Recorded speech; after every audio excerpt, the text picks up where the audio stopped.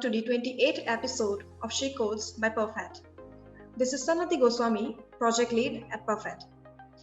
Today's episode is going to be an exciting one. Well, today we have someone from the leading tech company, Google, where she has been working as a software engineer. She is Surbhi Jain. Having explicit experience of working on projects based on programming languages like C, C++, and Java, Surbhi has also worked on Android application development projects. Graduated from IIT Delhi, Surbhi is targeting a goal to work on low latency applications, having already done some amazing work on trading infrastructure and also on speedy incoming multicast traffic for exchanges like NSE, MCX, and Eurex. The rest of the technical story from Surbhi's end we will know through the interview. So let's welcome Surbhi Jain on She Codes.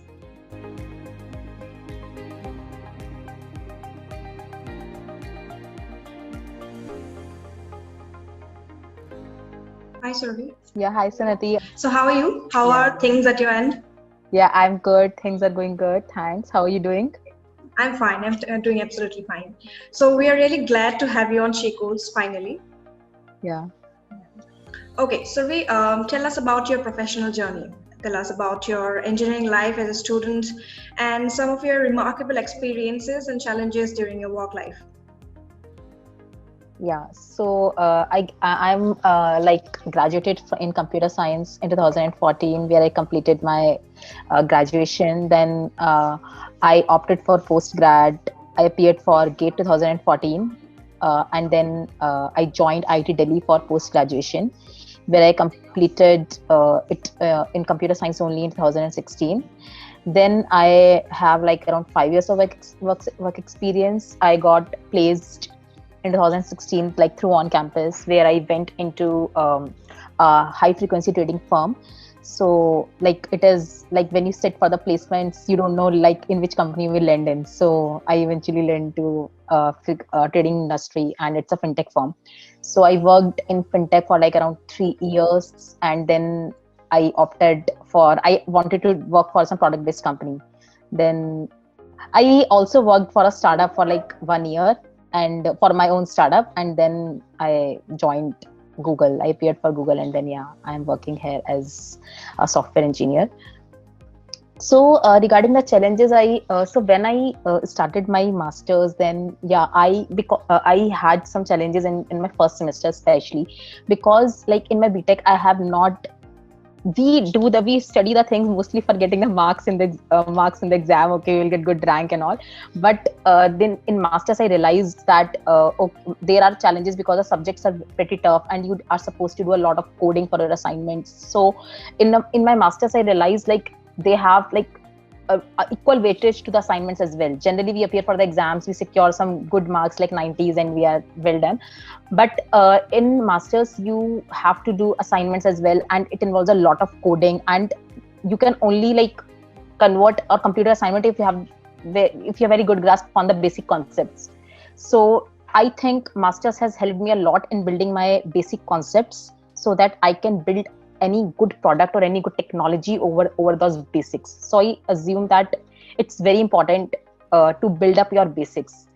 Yeah, so masters has made me learn that thing. And in my work life, work life is comparatively easier than my masters, because they have made us to do a lot of work like overnight, that work life doesn't seem much tougher. It's like you are given some problem. In work life there are less challenges actually, because problems are already pre-decided. Great. So as you have told, masters has helped you to build up your basics and fundamentals. And your work life has got lesser amount of challenges than your student life. So talking about that, from your profile, we have seen that you have developed proficient applications with the help of C++, and Java languages. You have shared, you have also undertaken BTech and MTech projects developing Android applications, right? So would you like to share something on this? Also, you can suggest to our student audience, what should be the right approach to learning these languages and undertaking projects as such? Yeah, sure. So, I have, let's start with C, C++. So these are like very basic language. Like today, there are a lot of other high level languages which are in trend, like Go, Python, and all. But C and C++ is a language which is more closer to systems.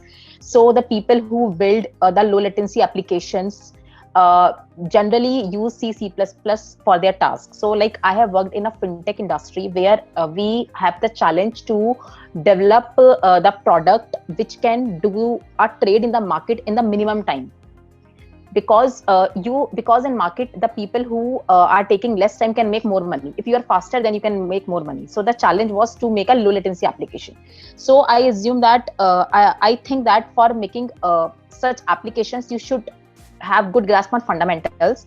And for building these fundamentals, like you should start, like there are very one of the book I can suggest is Dennis Ritchie for C. So Dennis Ritchie is a great book for C. Like the people who are in their very starting journey, in the starting of their in the very starting of their career to learn C, they should pick the book. And like it's a very thin book, and it will give you a very good concepts like what are the file systems, what are the input output streams, how the operating system and how the system calls behind this works. So these are the very basics. Like there are a lot of other technologies, machine learning, artificial intelligence, NLP, and all. But I assume that if you have good knowledge of the basics, you can build all these things on your own. So for building these applications, like once you read and go through some basic concepts from these books like Dennis Ritchie, or you can also pick Yashwant Kanetkar, then you can pick some project. It can be any project. Like I have developed a very good project in C++, that is the pthread library. So we have built our own threading library over the existing C, and it has really helped me to understand how threading actually works. So you can pick those small projects, and you can also take the help from GitHub and all. They have a lot of open source code which can help you to build up your own APIs on the top of existing.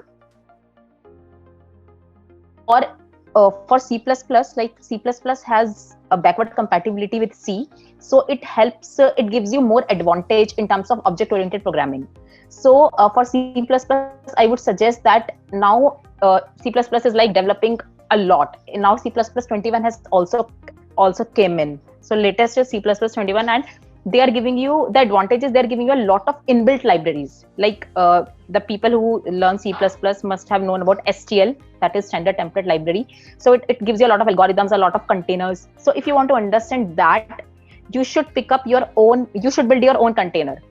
Like you know the basic data structure, just build your own vector, build your own queue class instead of using inbuilt. You will yourself know how it is working. So if those are clear, then I think making the low latency applications is not that tough. So yeah. Well, Survi, that's a whole lot of technical insights and suggestions from your end to our students' audience, and I think this is going to help a lot as expected from their end, I think. So yeah, having said that, you have mentioned about low latency projects, and evidently it is seen that your goal is to work on and develop low latency applications, right? Would you like to share your vision in this regard, as you have been currently working on those applications, right? As in, how have you been able to work on this so far, and what have been your approaches? What are the trending technologies underlying to achieve this particular goal? Okay, yeah. So it's a great question. So basically, for developing these applications, you need to know the internals of operating system. And like my application is mostly related to networking, because our target was to receive some packet from the network and to trigger a trade. Like these are the packets which come from the various markets. Like it can be your NSE market, it can be your BSC or MCX. So like through my project, I will try to answer your question. So if some packet is coming and we have to react on that packet, whether we should put a trade on that. So tick is the packet, and trade is when you will put that trade in the market. So tick to trade, we have to minimize the tick to trade thing. So there is an open source company as well, OpenLoad. So the technology which I used for making my application faster is OnLoad technology. It is by the SolarFlare. A lot of other companies, like it is one of the company, but a lot of other companies are also working for developing low latency switches, like Larson and a lot of other companies. Yeah, but I used a open source technology, OnLoad, for accelerating my packets. So like I'm telling one of the example to make a low latency application. So basically, when you get any packet from the it follows the entire operating system stack, like the entire OSI layer, but we have to bypass that entire OSI layer. So we use the OnLoad for acceleration of those packets. And secondly, like people also use like we have to minimize the system calls in our program, because system calls takes a lot of time, because you need to, like, I'm going in too much depth, but yeah, so you have to so basically you have to minimize system calls. So you have to sometimes also you have to like integrate the assembly language or assembly calls in your program, so that it's not only the entire C flow. So it's very easy, like you can also embed assembly code in C, and you can have some metadata information, so that you need to minimize system calls. For example, I give an example.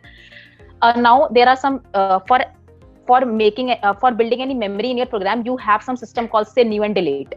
So what if I, during the start of my application, I do a lot of I initialize like a lot of memory during the start of my application, and then I will reuse that entire memory, so that I need not to initiate during the running of my program. So that is one of the very good way to which you can use to decrease the time taken during the application. So we generally leverage all these things during the start of the application.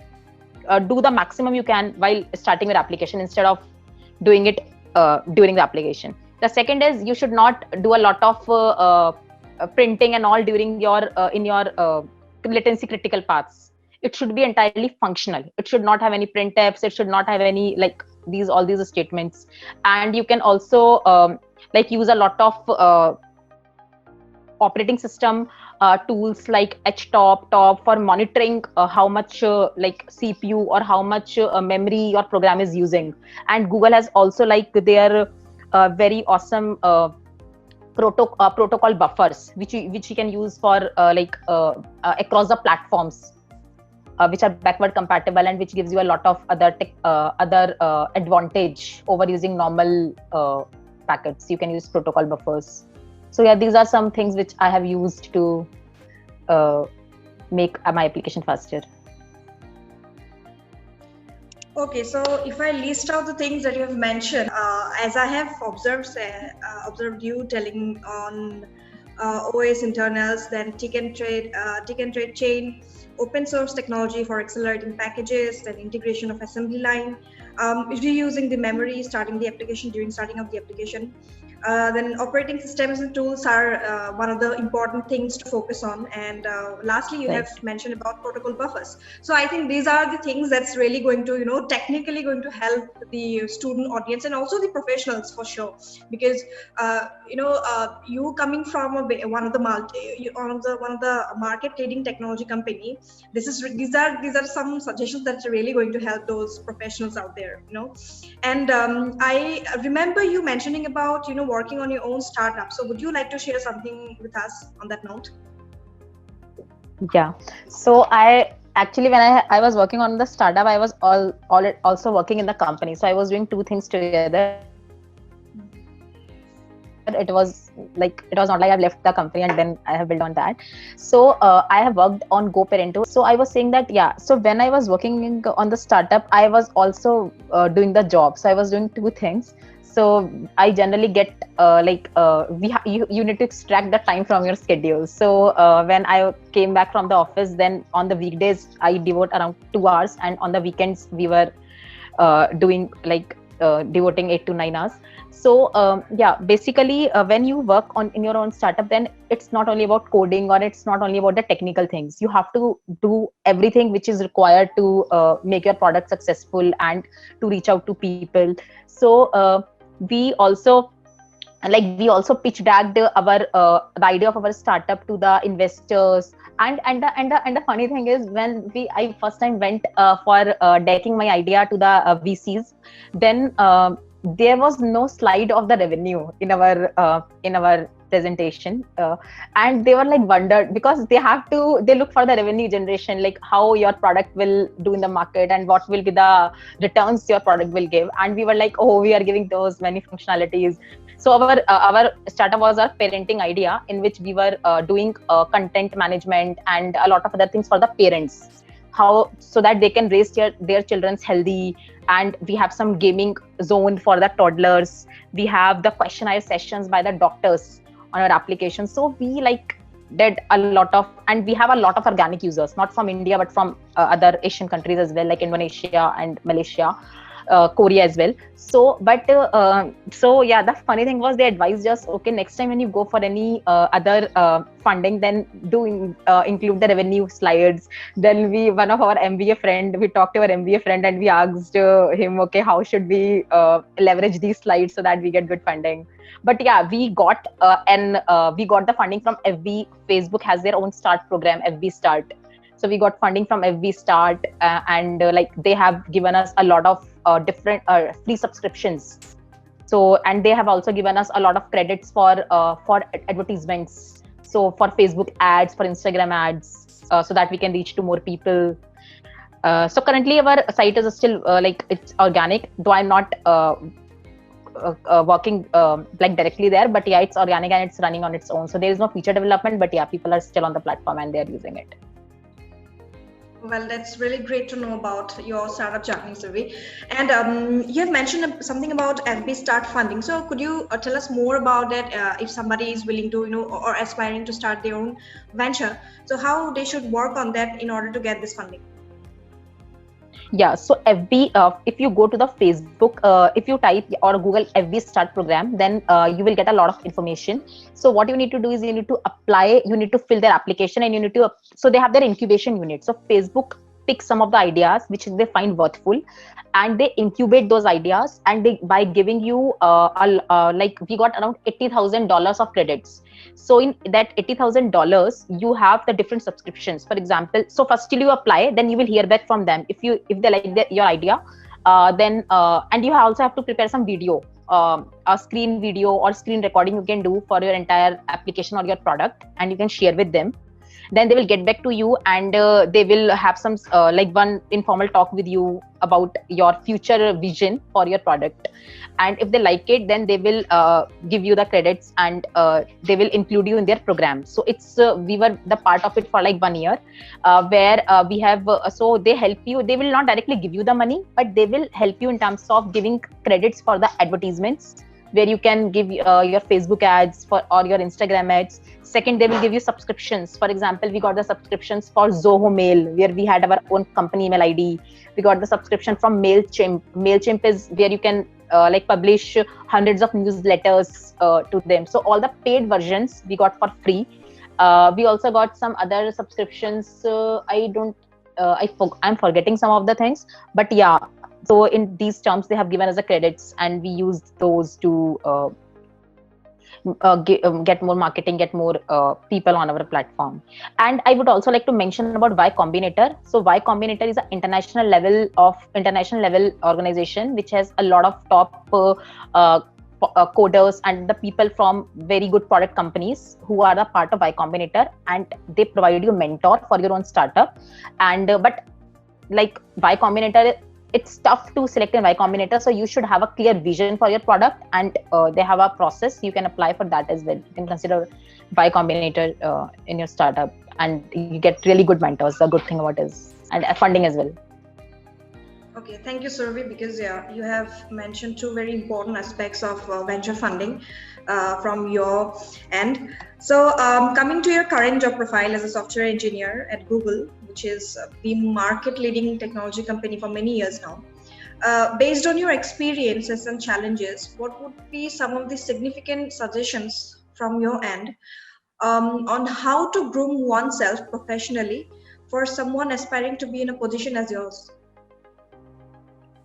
Okay, so currently I'm working in Google as a software engineer, and I'm working in the G-Chips team, where we are building the platform for Google Pixel phones.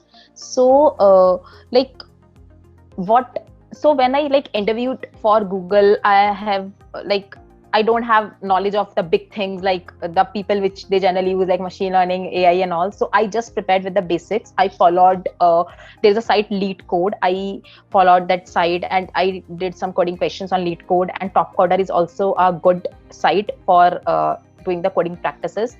So I did a couple of questions, and the important thing is you should do it regularly.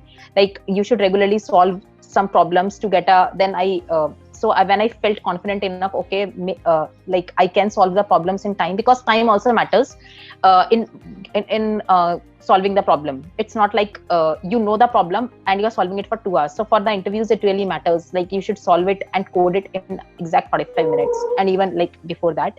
For that a lot of practice is required, no doubt. And then I interviewed, and then yeah, I cracked the rounds and I joined there. So I'm working here for like more than like for 1 year and 3 months.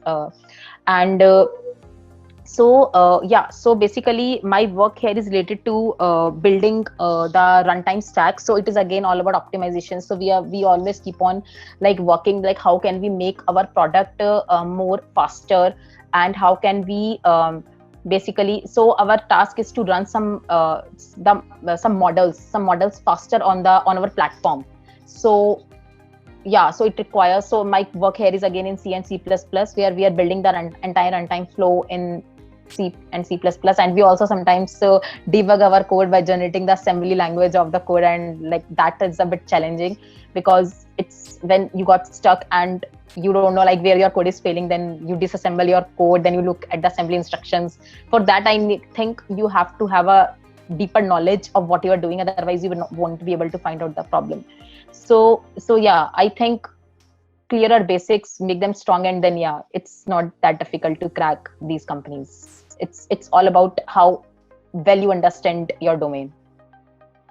Okay. And I also don't think there is any degree which is like necessary for like computer science. I feel the good thing about computer science engineer is you don't need any big infrastructure or something. You just need a laptop, you just need internet, and everything is in front of you. Like there is a lot of information, there's a lot of content available. There is Coursera, which gives you enormous courses. So I think if you want to contribute in computer science domain, you just need a laptop, and yeah, you are good to go. You don't, in fact, you will also get a lot of mentors online. I want to share one of my experiences. Once I was stuck in some C++ concept, and I was not able to understand like how it will work. So I just was looking at the LinkedIn profiles, and I found a guy. The guy name was Gene, and I by looking at his profile I found okay, he might have very good knowledge of C++ because he was a gamer, and he has also worked for the company which has made that Ludo game, King company. So I just mailed him all my doubts, and to my surprise, like he gave a reply, a very long reply in solving all my doubts. I'm like, wow. So if you approach people will definitely help you. You approach 10 people, at least one person will reply to you, because there's a lot of talent out there. You just need to reach out people, and yeah, internet is your friend always. Oh, well, I think that these are some really great points that you have made. And when you say that for somebody who is a software engineer, I think, as you say, the greatest asset that one can have as a software engineer is his own laptop, right? So one can, bring out enormous amount of revenue stream just by working with the laptop, and that's it. You do not have to work with great infrastructures. You can, build a personal brand of your own with the laptop and your skills and technology learnings, right? And the second thing you have told, which you have told, is very important, because you should approach people, because at the end of the day, you have nothing to lose. Either you will get a help or you won't, and even if you don't get a help, there's nothing to lose. There are some other people. There are so many people out there who are ready to help you, and these are some of the greatest insights that you have given, and these are really valuable. And I believe that our audience are going to love these suggestions from your end. Of course, you have already said so many awesome things, but at the end, I would again ask you to send out a message to our engineers community. Okay, so I would like all my future engineers to be more vigilant in their vision, and whatever you want to learn, if you really wish to learn, then you will get help from anywhere. Like there is a well-known saying that where there is a will, there is a way. So you will get your way if you are really willing to get something done. And if something is in your mind, if you want to contribute by building some awesome product, then please don't just put it in your mind, just jot it down somewhere, reach to the people, discuss with them, and yeah, you never know, like tomorrow that product, a lot of people would be using that, and you would really feel proud. Oh wow, I have made something which is useful to so many people out there. Yeah. Yes, that's a great message. And a few days back, I was talking to another tech professionals from the industry, and she was addressing the students that go and plan your small project. It's not mandatory that you need to implement the project then and there, but go and build the project, and after 3 to 4 years down the line of your professional work, visit that plan again. You will see a lot of mistakes. And once you have got the experience in learning of your professional work for 3 to 4 years, that will definitely help you to improve your product, and that's how you're going to execute or implement that product, and that will be a really successful product, and that's really going to help the humankind in a better scale. So that's really well said, and I'm really glad that you have given some awesome and of course amazing insights and suggestions from your end, Survi. We are really glad to have you on SheCodes. Hope to see you soon. Thank you for coming on SheCodes. Thank you very much. Thank you. Bye, Sanati. Bye. Bye-bye. Bye-bye. Tech professionals like Survi Jain form a great asset to our community. There are so many things that we can learn from them and decide on a definite career path. We are glad that Survi could join us on SheCodes and shared with us some valuable insights about her professional life. If you like this video, then care to share it with your friends and colleagues. And do not forget to subscribe to Perfect channel.